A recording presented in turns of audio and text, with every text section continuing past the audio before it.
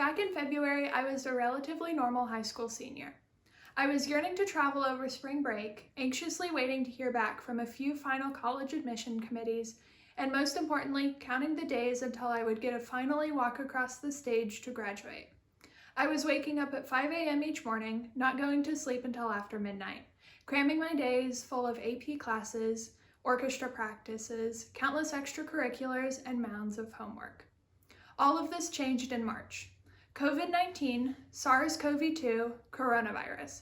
Whatever you want to call it, there is no denying the fact how much this little microscopic virus altered the face of humanity in what seemed like overnight. Strips of fluorescent tape formed little arrows on the aisles of grocery stores. Educational institutions across the country shut their doors to in-person learning. Everything was canceled, from sports games to proms, graduation ceremonies to weddings. In the midst of all of this, I started a nonprofit, naming it Hampton Roads Together after the region that I was living in at the time. My goal was to create a platform for people my age to discuss what was happening, providing a space to process with all of the tough emotions we were grappling with. Most importantly, I wanted to show that we were not alone, even though we were more physically distant than ever before. I created a forum where my peers could answer questions ranging from how are you actually doing? And is school going okay? Do you find yourself being able to handle learning totally online? To what are your hopes and plans for the future? And what are you most concerned about? The responses I received back were comical, heartfelt, and most of all, thoughtful.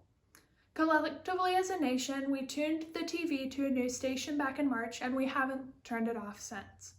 We've watched together as infection rates first hit 1 million, then 2 million, most recently the milestone of 200,000 Americans dead.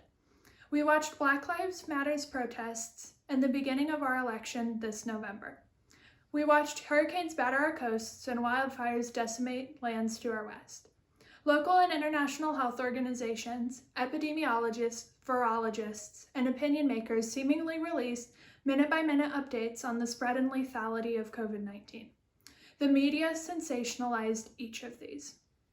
Our minds have this uncanny ability to automatically fill in the blanks left by unanswered questions, leaving us to seek answers not found in the news feeds on our social media. I'm certain we all ran across the quote, "If you don't come out of this quarantine with a new skill, your side hustle started, or more knowledge gained, then you never lacked the time, you simply lacked discipline."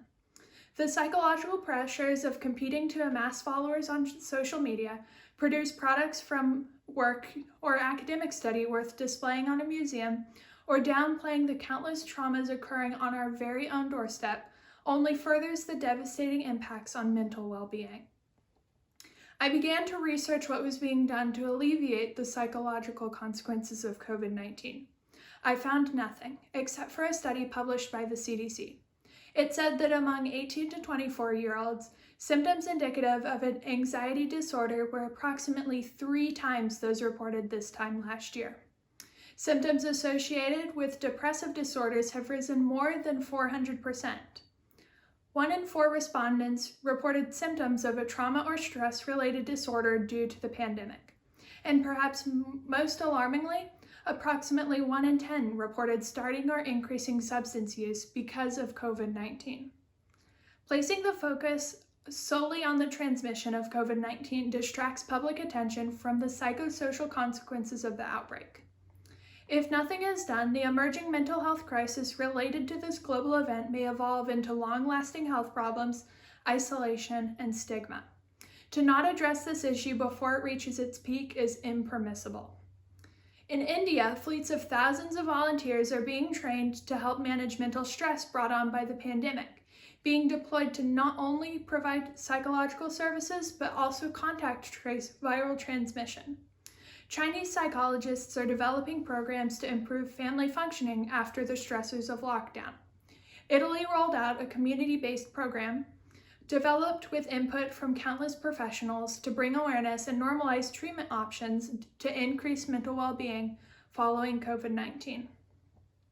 I firmly believe we have found ourselves, as Americans, in a situation where the shouting voices of anger, political division, and distrust mask the quiet expressions of kindness and compassion.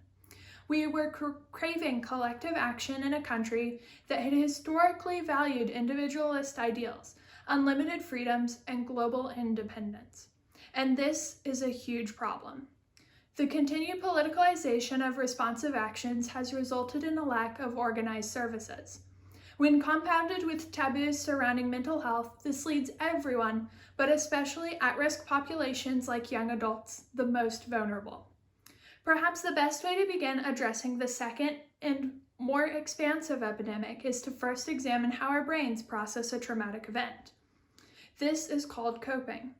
Coping is how an individual detects, deals with, and learns from stressful encounters, as well as how these experiences shape resilient behaviors in the event similar experiences are going to occur down the road. Psychologists generally categorize coping mechanisms into 3 categories: problem solving, cognitive avoidance, and emotion focus.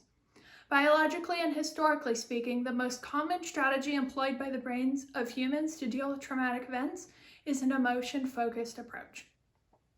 Unquestionably, there are a broad range of reactions that fall under the umbrella of emotion-focused coping strategies. Almost immediately, people are drawn to negative responses like crying about it, self-blame, and in some cases, substance use. Perhaps this is due to how the media portrays dealing with problems. Despite this, emotion-focused coping is not always negative. There are a plethora of positive emotion-focused coping strategies like journaling and sharing your feelings with someone that work just as well. My goal with Hampton Roads Together was to facilitate the use and development of positive coping skills instead of harmful methods my peers would be able to carry forward throughout their lives. One of the lesser discussed means of positive coping is giving back to others at any scale. Studies have shown that serving others reduces the impacts of stress as well as other symptoms of mental disorders at a rate far greater than other methods, including some traditionally prescribed treatments. This is the case for a variety of reasons. First, the very act of helping someone else means that you are focusing on issues outside of the self, effectively countering the self-focused nature of anxiety or depression. Others point to the inherent level of distraction present when volunteering or participating in otherwise altruistic activities as being beneficial. It's quite difficult to ruminate on problems when you are not thinking about them. These behaviors might alleviate boredom and enhance well-being by providing a sense of being useful to others and then a sense of purpose and meaning in life. The benefits of giving back are not only cognitive. Although most of this research has been done on older adults, there is growing evidence that volunteering is good for one's physical health, indicative through lower morbidity rates and greater physical acuity. When a crisis occurs in a community, such as a war, a natural disaster, or wide-reaching tragedy, people often react by becoming more interconnected. They become friendlier, more cooperative, and overall more altruistic. People feel a common sense of purpose, and a spirit of cooperation begins to replace normal competitiveness. Evident in long lines to donate blood following mass casualties, the support of shelters after natural disasters, and even the surge of patriotism following the September 11th terrorist attacks, this is called post-traumatic growth. Unfortunately, sometimes crises can have the opposite effect, leading to a kind of post-traumatic stress in which social bonds actually fall away. People become more individualistic and selfish. One of the greatest indicators of the way a community will react is the overall mental health of their citizens. Now we are here, almost 7 months into the crisis. Nothing has changed. We are still wearing masks, group gatherings continue to be prohibited, and most of all, nobody is paying any more attention to the mental health of Americans. Responding to the wide-reaching tendrils of a crisis, especially a global pandemic, will undoubtedly take years.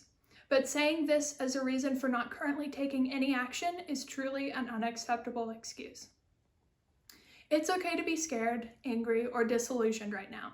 However, we must acknowledge these emotions and press forward with confidence. Now more than ever, we should be working together, helping each other out, and recognizing and assisting the underserved populations in our community. Most importantly, you don't need to be a leader to facilitate change. Check in on your friends with a simple text. Reach out to classmates and colleagues, if only through an email. Look for opportunities to serve others, albeit virtual or safely in person. Any positive action, regardless of its magnitude, will make a difference.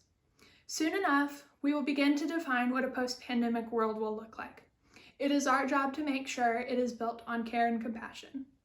Thank you.